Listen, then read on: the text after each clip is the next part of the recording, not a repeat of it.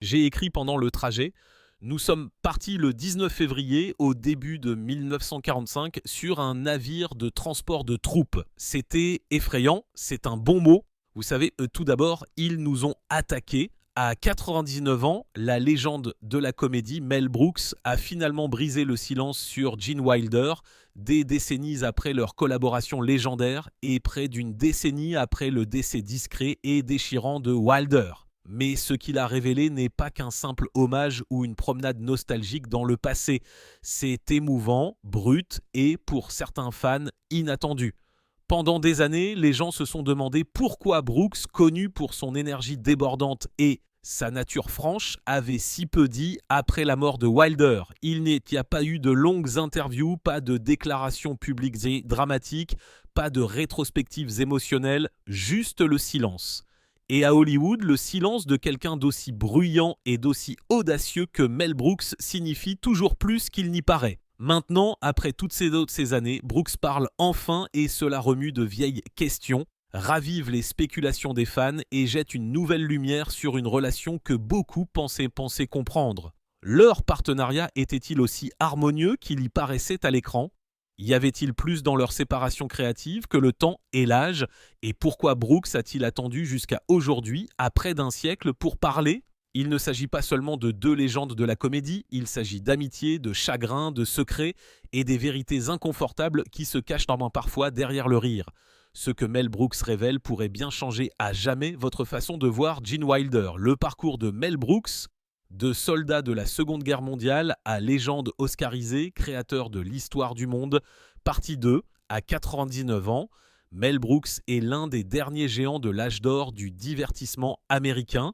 Son histoire n'est pas seulement celle d'une brillance comique, mais aussi de persévérance, de transformation et d'une vie consacrée à l'art de faire rire les gens. Né le 28 juin 1926 sous le nom de Melvin James Kaminsky à Brooklyn, New York, Brooks est issu d'un milieu modeste dans un foyer juif, élevé par une mère célibataire après la mort précoce de son père. Ayant grandi pendant la Grande Dépression, il a développé très tôt son esprit vif et ses sensibilités comiques, utilisant l'humour pour surmonter les difficultés. Lorsque la Seconde Guerre mondiale a éclaté, Brooks a servi dans l'armée américaine entre 1944 et 1946, travaillant comme ingénieur de combat Europe. Après la guerre, il s'est tourné vers le monde du divertissement, commençant comme écrivain pour la radio et les débuts de la télévision. À la fin des années 1940 et dans les années 1960, Brooks laissait déjà sa marque dans les coulisses d'émissions populaires comme The Admiral Broadway Review et Your Show of Shows, où il écrivait aux côtés de Sid Caesar, Carl Reiner et d'autres esprits comiques herbes de l'époque. Son écriture était rapide, intelligente et pleine d'énergie, un style qui allait définir sa carrière pendant des décennies. 1951, Brooks a épousé Florence Balm, avec qui il a eu 3 enfants. Bien que le mariage se soit terminé par un divorce 1962, cette période a marqué le début de la vie de famille de Brooks, qui est resté un fondement important tout au long de sa carrière. 1965, son élan créatif a fait un grand bond avant lorsqu'il a co-créé la série télévisée satirique Get Smart avec Buck Henry. Brillante parodie du genre d'espionnage, Get Smart a été diffusée avec succès jusqu'en 1970 et a valu à Brooks son premier succès télévisuel grand public, lui valant une reconnaissance générale pour son scénario spirituel et ses personnages mémorables, mais c'est 1967 que Mel Brooks s'est véritablement fait connaître dans le monde du cinéma. Cette année-là, il a écrit et réalisé son premier film, Les Producteurs, une comédie audacieuse et risquée, mettant en vedette Zerel et Gene Wilder. Le film, qui raconte l'histoire d'un stratagème visant à gagner de l'argent produisant un échec à Broadway, a d'abord été controversé raison de son utilisation de la satire nazie, mais au fil du temps, il a acquis un statut culte et a même valu à Brooks un Oscar du meilleur scénario original. Le film a également marqué le début de sa fructueuse collaboration avec Wilder, donnant le ton à de futures collaborations. 1970, Brooks a épousé l'actrice Anne Braftoft, un partenariat qui durera jusqu'à son décès 2005. Leur mariage était profondément affectueux et solidaire, un lien rare et durable dans le monde souvent volatile d'Hollywood. Au milieu des années 1970, Brooks atteignait le sommet de sa carrière. Rien que 1974, il a sorti 2 films emblématiques, Le Shérif et Prison et Frankenstein Jr. Les 2 ont été des succès retentissants auprès des critiques et du public, redéfinissant les limites de la comédie dans le cinéma américain.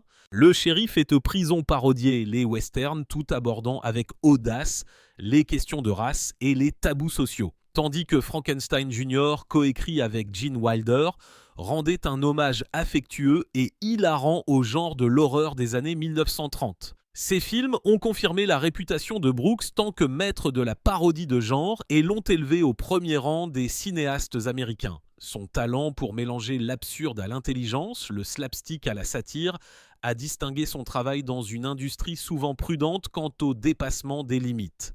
1977, Brooks a tourné son regard créatif vers le genre du suspense, sortant Frisson, Terreur et Paranoia, une parodie des films d'Alfred Hitchcock. Bien qu'il n'ait pas été aussi universellement salué que ses œuvres précédentes, il a mis évidence la connaissance approfondie de Brooks, des styles cinématographiques et son engagement à utiliser la comédie comme un moyen d'honorer et de se moquer doucement des maîtres qui l'ont précédé. 4 ans plus tard, 1941, il a sorti L'Histoire du monde, première partie, une satire de grande envergure qui s'attaquait aux événements historiques avec une irrévérence joyeuse.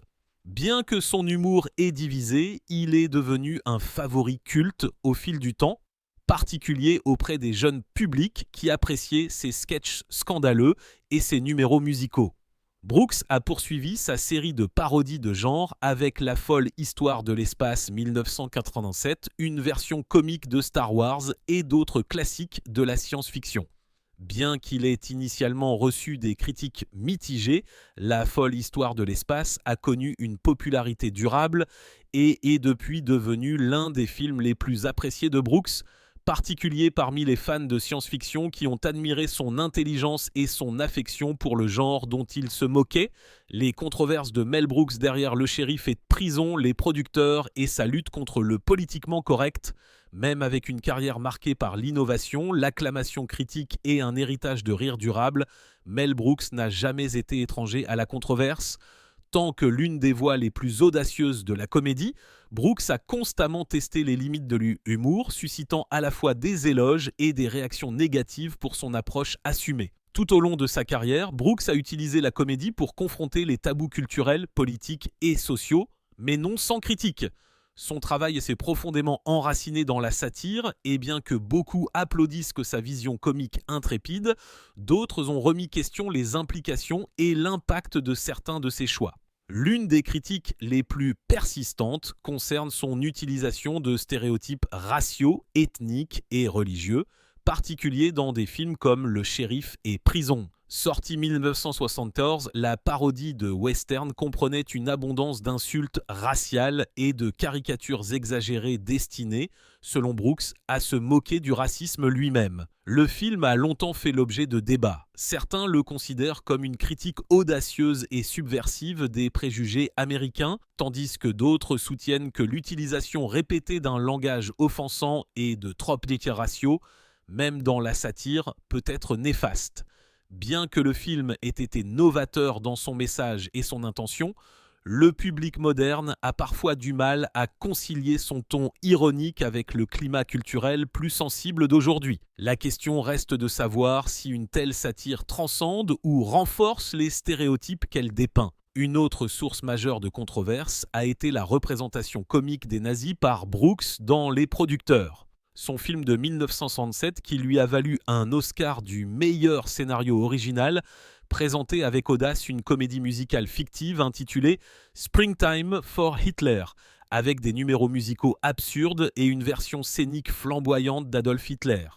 Bien que beaucoup aient reconnu le film comme une satire puissante, qui se moquait du fascisme par le rire, d'autres, particuliers dans l'Amérique de l'après-guerre, ont trouvé le concept offensant et troublant. Les critiques remettent question la pertinence de transformer un chapitre aussi sombre et douloureux De l'histoire, sujet de comédie, Brooks, un vétéran juif qui a combattu pendant la Seconde Guerre mondiale, a toujours défendu l'intention du film, arguant que se moquer d'Hitler le dépouillait de son pouvoir et de sa dignité. Il a insisté sur le fait que la satire peut être une forme de résistance, un moyen d'exposer le mal le rendant ridicule.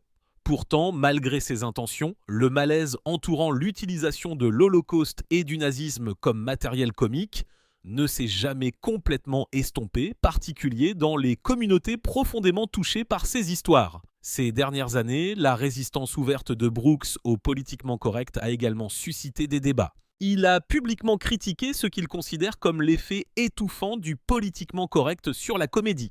Il a déclaré avec une certaine notoriété que nous sommes devenus stupidement politiquement corrects, ce qui est la mort de la comédie.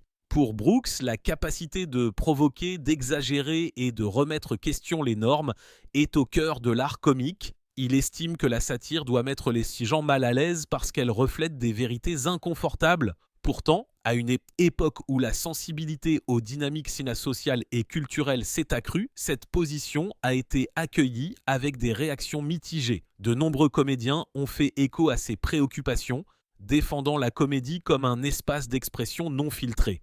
D'autres, cependant, soutiennent que ce qui était autrefois considéré comme avant-gardiste ou courageux peut maintenant perpétuer des idées néfastes, particulier lorsque les blagues frappent vers le bas plutôt que vers le haut. L'héritage de Brooks tant que pionnier de l'humour intrépide est incontestable, mais l'évolution du paysage du discours public a rendu certaines de ses œuvres antérieures plus difficiles à envisager sous un angle purement comique. Une autre critique qui a émergé dans les évaluations rétrospectives de la filmographie de Brooks est la représentation limitée et souvent unidimensionnelle des femmes dans ses premières œuvres.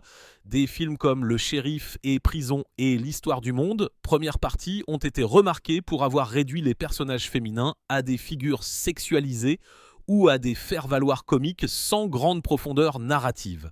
Dans les années 1970 et 1980, cette approche n'était pas rare dans la comédie grand public, mais les critiques et le public contemporain ont réévalué ces représentations à la lumière des discussions courtes sur la représentation des genres.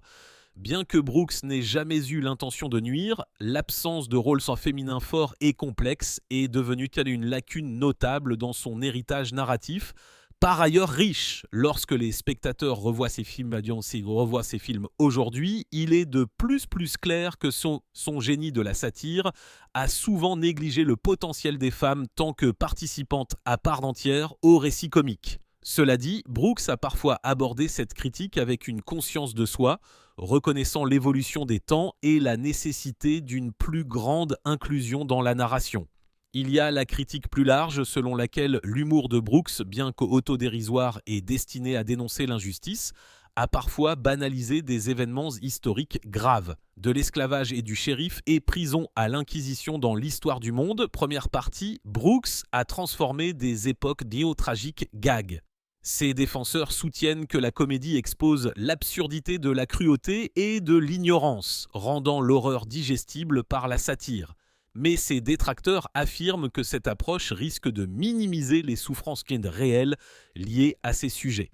C'est une marche sur la corde raide entre la comédie irrévérencieuse et l'insensibilité historique. Brooks lui-même a reconnu la difficulté de satiriser un tel sujet, mais continue de défendre l'idée que le rire est une forme de résistance, un moyen de traiter la douleur, l'injustice et la peur. Sa philosophie comique est enracinée dans la survie, particulier tant qu'artiste juif qui a grandi dans l'ombre de la Seconde Guerre mondiale et a été confronté à l'antisémitisme de première main. Pour lui, le rire n'est pas un rejet de la douleur, mais un outil pour la combattre. Des débuts de John à Broadway à Willy Wonka, passant par les collaborations avec Richard Pryor et sa bataille silencieuse contre la maladie d'Alzheimer, la vie et la carrière de Gene Wilder, tout comme sa présence à l'écran, étaient remplies de nuances, de chaleur et de profondeur émotionnelle.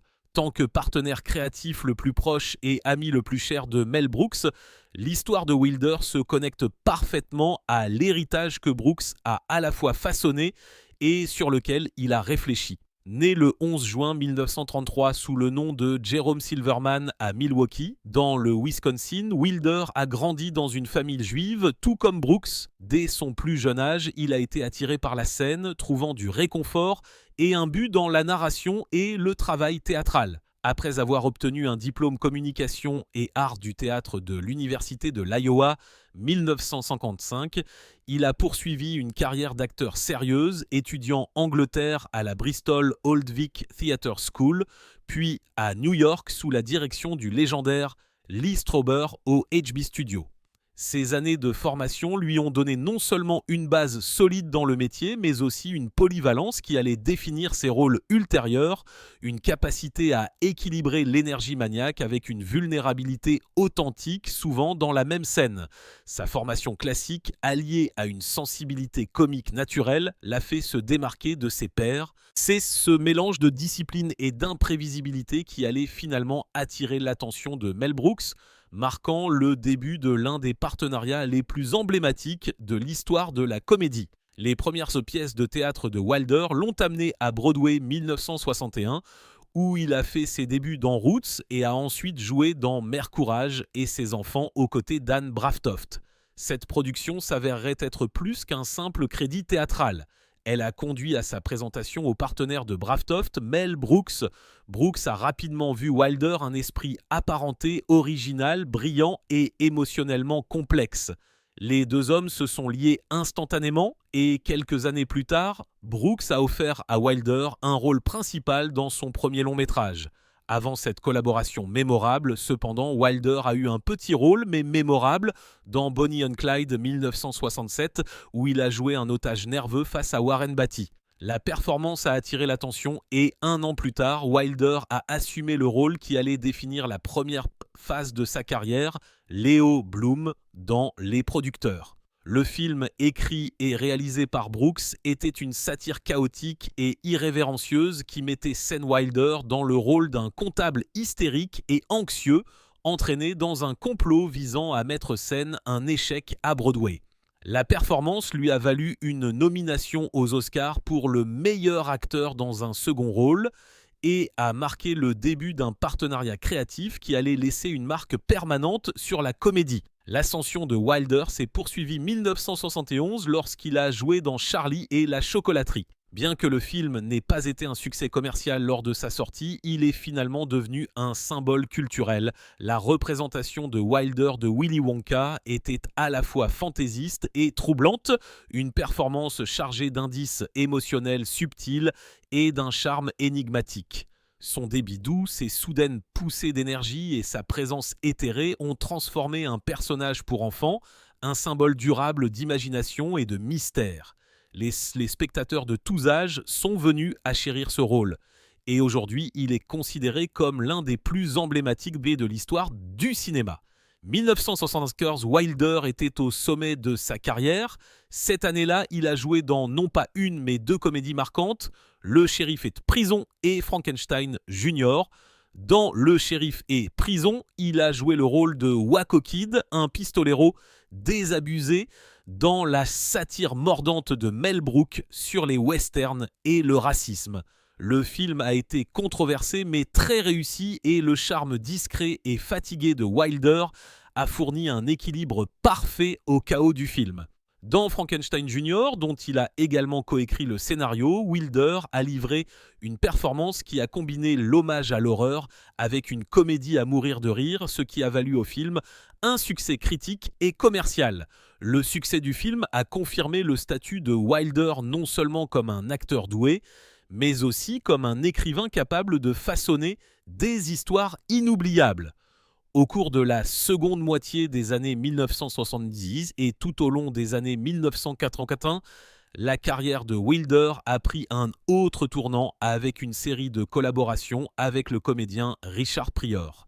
Les deux hommes ont développé une chimie unique à l'écran qui a trouvé un écho auprès du public du monde entier. Leur premier film majeur ensemble a été Transamerica Express 1976, une comédie d'action qui mélangeait mystère et slapstick. Ce film a été suivi par la très populaire Folie Folie 1980. l'une des comédies les plus rentables de son époque. Ils ont ensuite joué dans Panou 1989 et Another You 1991, poursuivant un partenariat qui, bien que parfois inégal terme de qualité du scénario, a toujours été soutenu par la chimie contagieuse entre les deux têtes d'affiche. Leurs collaborations se sont distinguées par le fait qu'elles ont brisé les frontières raciales dans la comédie grand public à Hollywood, associant un comédien juif blanc à une légende comique noire à une époque où de tels duos étaient rares. Bien que les films aient reçu un accueil critique variable, le lien entre Wilder et Pryor à l'écran était indéniable et reste chéri par les fans.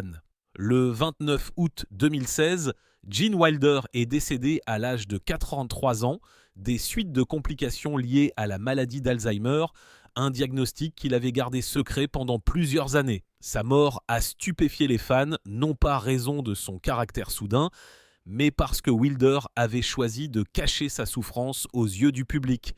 Selon sa famille, il ne voulait pas attrister le monde ni faire ressentir de la peur ou du chagrin aux enfants qui le voyaient comme Willy Wonka. Cette décision, profondément personnelle et reflétant son caractère, a peut-être été le dernier acte d'amour d'un homme qui a passé sa vie à apporter de la joie aux autres. Dans ces dernières années, Wilder a vécu paisiblement et dignement, entouré de ses proches et des souvenirs d'une vie qui avait touché des millions de personnes. Son décès a marqué la fin d'une ère non seulement pour Mel Brooks ou Hollywood, mais pour la comédie elle-même. Les critiques de Gene Wilder sur Willy Wonka, les batailles studio et sa position contre les remakes hollywoodiens. Alors que l'éclat de l'héritage de Gene Wilder brille encore, il est également important de reconnaître que, comme de nombreux artistes complexes, sa carrière n'a pas été sans controverse. Bien qu'il ait été aimé par des millions de personnes et loué pour ses performances nuancées, Wilder s'est parfois retrouvé au centre d'un examen minutieux de la part des critiques, de différents créatifs et d'incompréhension du public. L'un des premiers exemples de ceci est venu avec son rôle le plus emblématique, Willy Wonka dans Charlie et la chocolaterie 1971. Lors de la sortie initiale du film, certains parents et critiques ont été déconcertés par la représentation de Wilder de l'excentrique chocolatier. Son comportement calme et fantaisiste pouvait rapidement se transformer en un sérieux austère, voire troublant, que certains ont trouvé discordant dans un film familial. Les critiques se sont demandé si ce ton erratique était approprié pour un film pour enfants, certains qualifiant même la performance de trop bizarre ou rebutante. Au fil du temps, cependant, cette ambiguïté est devenue une partie du charme durable du personnage. La décision de Wilder de jouer Wonka comme mystérieux et moralement ambigu a donné au personnage une complexité durable qui a été profondément appréciée par les générations suivantes. Ironiquement, la qualité même qui a initialement suscité des inquiétudes a contribué à transformer le film, qui était à l'origine un film au succès modeste au box-office, un classique intemporel, et la performance de Wilder est devenue légendaire. Une source importante de tension dans la carrière de Wilder provenait de ses différends avec les studios au sujet du contrôle créatif. Il ne se contentait pas de réciter des lignes ou de suivre des instructions. Il voulait façonner l'âme des personnages qu'il incarnait. Cela était évident dans Charlie et la chocolaterie, où il a insisté avec force pour que la première apparition de son personnage consiste à marcher boitant pour ensuite faire un saut périlleux soudain. Il a expliqué que cela amènerait le public à remettre en question la véracité et la fiabilité de Wonka dès le départ. Les dirigeants du studio étaient initialement contre, craignant que cela ne déroute ou n'éloigne les spectateurs, mais Wilder a tenu bon.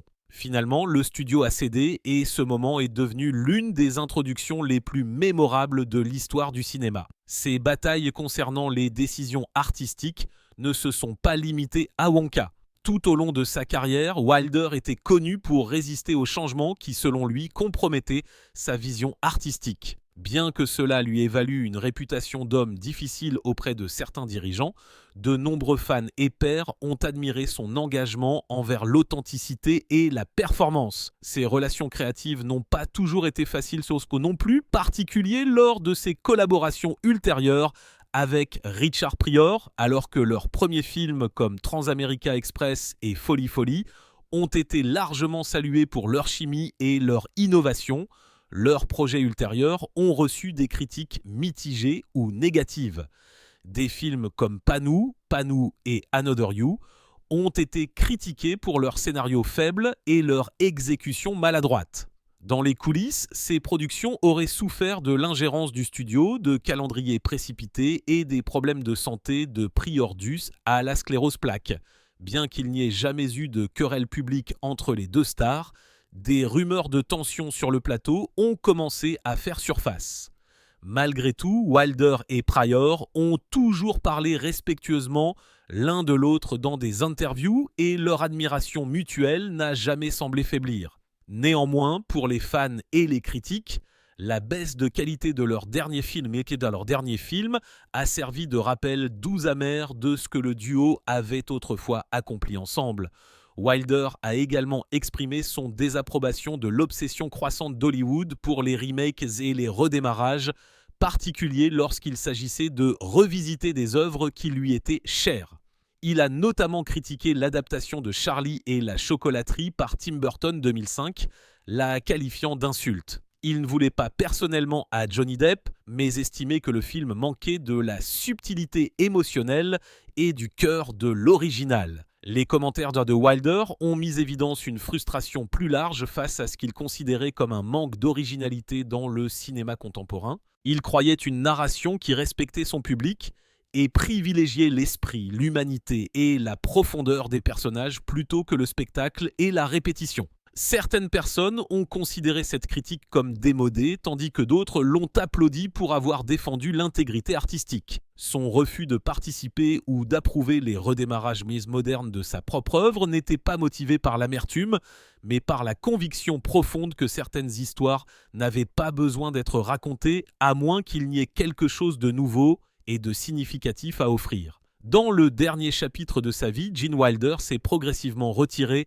de la vie publique. Après des décennies passées sous les projecteurs, il a commencé à refuser les interviews, les apparitions publiques et même les offres de rôle de premier plan. Alors que le public spéculait sur ses raisons, certains ont supposé qu'il était désillusionné par l'industrie du divertissement, tandis que d'autres ont deviné qu'il avait des problèmes de santé. Sa discrétion croissante a alimenté les rumeurs et les spéculations des tabloïds, particulières à une époque où l'accès du public aux célébrités devenait plus constant et attendu. Vérité, Wilder avait toujours été un homme réservé et sa décision de se retirer était davantage motivée par la paix que par le secret. Lorsqu'il a été révélé après sa mort 2016 qu'il luttait contre la maladie d'Alzheimer depuis plusieurs années, beaucoup ont compris son retrait de la vie publique sous un nouveau jour. Selon sa famille, Wilder a gardé sa maladie secrète pour épargner le chagrin aux fans et pour préserver l'image que les enfants avaient de lui tant que Willy Wonka, un choix profondément conforme à la sensibilité dont il a fait preuve tout au long de sa vie. Pourtant, même dans des interviews au cours de ces dernières années, Wilder a parfois suscité la controverse avec ses opinions sur la comédie moderne. Il déplorait souvent ce qu'il considérait comme la montée puissance d'un humour grossier et paresseux, exprimant sa déception face à ce qu'il percevait comme un déclin de l'art de la comédie. Il a critiqué la dépendance excessive au slapstick, à la vulgarité et à la valeur de choc, suggérant que la subtilité et l'intelligence émotionnelle qui définissaient autrefois le grand humour avaient été perdues. Bien que beaucoup aient été d'accord avec ces évaluations, d'autres ont estimé que ces opinions étaient élitistes ou déconnectées du public contemporain. Certains jeunes comédiens et fans ont estimé que le point de vue de Wilder ne tenait pas compte de l'évolution de la comédie et rejetait la légitimité des styles et des artistes plus récents. D'autres, en revanche, ont admiré son honnêteté et ont partagé sa nostalgie pour une approche plus axée sur les personnages et plus réfléchie du rire. Que ses opinions aient été adoptées ou rejetées, elle reflétait un homme qui se souciait profondément de la forme d'art et qui pensait que la comédie ne devrait jamais être réduite au plus petit dénominateur commun, le premier hommage approfondi de Mel Brooks à la vie, à l'héritage et aux luttes personnelles de Gene Wilder. À l'âge remarquable de 99 ans, Mel Brooks s'est enfin ouvert sur son ami de toujours et partenaire créatif, Gene Wilder, offrant un aperçu rare et sincère de leur relation extraordinaire. Pendant des décennies, Brooks et Wilder ont été des forces inséparables de la comédie, créant certains des films les plus emblématiques de l'histoire du cinéma américain. Pourtant, malgré leurs nombreuses collaborations et leurs succès partagés, Brooks avait largement gardé ses réflexions sur Wilder privées jusqu'à présent. Ce long silence attendu a été brisé avec candeur, émotion et une appréciation renouvelée de l'impact profond de Wilder, non seulement sur la comédie mais aussi sur la propre vie de Brooks. Dans des interviews, Brooks a décrit Wilder comme un doux génie dont la présence était à la fois ancrée et électrisante. Il a rappelé la capacité unique de Wilder à équilibrer l'humour avec la vulnérabilité, créant des personnages qui se sentaient profondément humains, même dans leur absurdité. Brooks a souligné que la créativité et l'esprit de Wilder ont façonné chaque projet sur lequel ils ont travaillé ensemble, des producteurs à Frankenstein Jr. et au-delà. Selon Brooks, Wilder était plus qu'une costard. C'était un frère d'armes, une âme sœur qui partageait non seulement les projecteurs, mais aussi les fardeaux et les joies du monde du spectacle. Ce lien, a expliqué Brooks, s'est forgé grâce au rire, à la lutte et au respect mutuel, créant un partenariat qui reste inégalé dans l'histoire de la comédie. Brooks a également abordé les controverses qui ont parfois entouré Wilder, reconnaissant les défis auxquels l'acteur a été confronté à l'écran et dehors de l'écran. Il a parlé de la première réception de Wilder dans Charlie et la chocolaterie, notant que si certains ont initialement trouvé le personnage troublant, les choix audacieux de Wilder ont rendu Wonka inoubliable et durable. Brooks a admiré l'insistance de Wilder sur le contrôle créatif, comme la fameuse entrée boitant et faisant un saut périlleux dans Charlie et la chocolaterie, sur laquelle il a tenu bon malgré les pressions du studio. Ce genre de conviction artistique, dit Brooks, était emblématique du dévouement de Wilder à l'authenticité. De plus, Brooks a reconnu les tensions qui sont apparues lors des collaborations ultérieures de Wilder avec Richard Pryor, soulignant comment les problèmes de santé et l'ingérence du studio ont compliqué leur travail, mais n'ont jamais diminué leur respect mutuel. Interrogé sur la position de Wilder contre les remakes hollywoodien, Brooks a acquiescé, partageant que Wilder était profondément protecteur de l'esprit original de leur film et méfiant à l'égard des adaptations modernes qui manquaient de cœur. Ces aperçus révèlent un homme qui, comme Wilder, valorisait l'intégrité au-dessus de l'opportunisme commercial et qui reconnaissait l'importance de préserver l'héritage qu'ils ont construit ensemble. Au-delà de l'admiration professionnelle, Brooks a réfléchi aux batailles personnelles de Wilder et à la dignité tranquille avec laquelle il y a fait face. Il a raconté comment Wilder a choisi de garder son diagnostic de maladie d'Alzheimer secret, voulant épargner à ses fans le chagrin et maintenir les souvenirs joyeux que les gens associaient à lui. Brooks a décrit cette décision comme un témoignage de son caractère, soulignant la générosité et la prévenance de Wilder même dans l'adversité. Leur amitié, a révélé Brooks, n'était pas seulement une question de rire partagé, mais de soutien indéfectible dans les moments les plus difficiles de la vie. Il a salué la résilience, l'humilité et la grâce de Wilder face à la célébrité, à la perte et à la maladie. Dans une récente interview, Brooks a déclaré « John était l'homme le plus gentil que j'ai jamais connu. Son humour venait d'un lieu de compassion et c'est ce qui le rendait si spécial. Le perdre, c'était perdre une partie de ma propre âme. » Ces mots soulignent la profondeur de leur lien et l'impact durable que Wilder a eu sur ceux qui le connaissaient le mieux. Le long silence de Brooks et ses révélations désormais poignantes ont profondément résonné auprès des fans et de la communauté du divertissement.